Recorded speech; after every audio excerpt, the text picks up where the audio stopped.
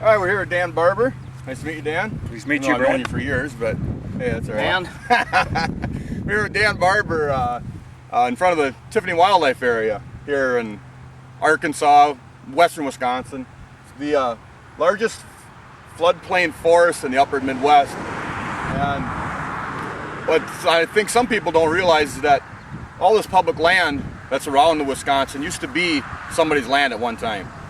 Dan's family used to own part of the Tiffany Wildlife Bottoms. So Dan, what do you remember as a kid? Well, as a kid, my family owned approximately 650 acres, and we pastured cattle. We pastured neighboring farmers' cattle, and we used to hunt down there. And it was a lot of fun, and it was a great time.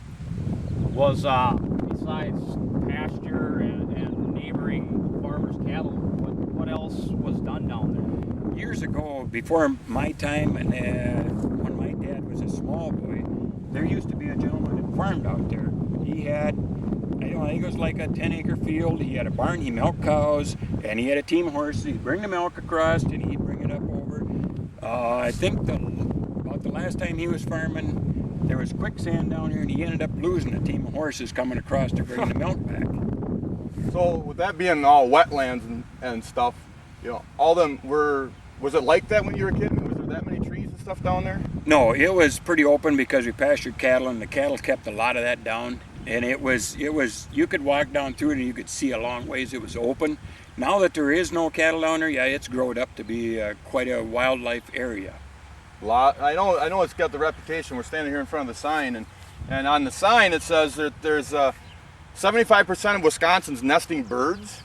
I mean, are in the Tiffany Wildlife Area. I mean, it's a phenomenal area for what it once was farmland.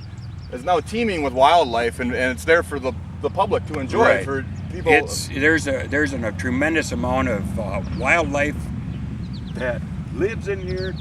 There's a tremendous amount of birds, ducks, geese that nest in here, and turkeys, and all the the new wildlife that's coming out. There's just a tremendous amount if you ever watch it.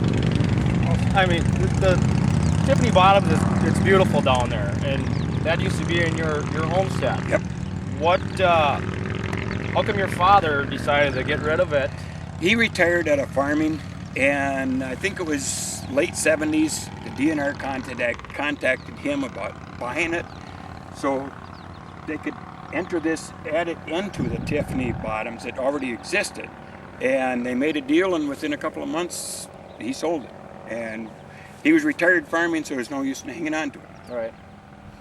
Awesome. Well, hope this helps everybody. You know, it's a little bit of a history behind what we see in normal everyday life. So next time you go buy some state land, just remember, you know, that used to be back in the day was somebody's homestead of a farm or their way of life. And one thing I'd like to add, if you're gonna hunt the land, the DNR land, get your maps first so you know what you're going into. That's good. Because there is some dangerous spots, there's quicksand, other stuff that you want to know Oh yeah, you were telling me before you go into these lands. telling us before that somebody lost a team of horses down there. Yes, Back when yes. they used to do horses to plow their Yeah. fields. It's public hunting ground, but know what you're getting into before you go so you can come back out without a problem. Pretty easy to get turned around in a big Yes, it is. big Yep. area of woods. Yep, you bet.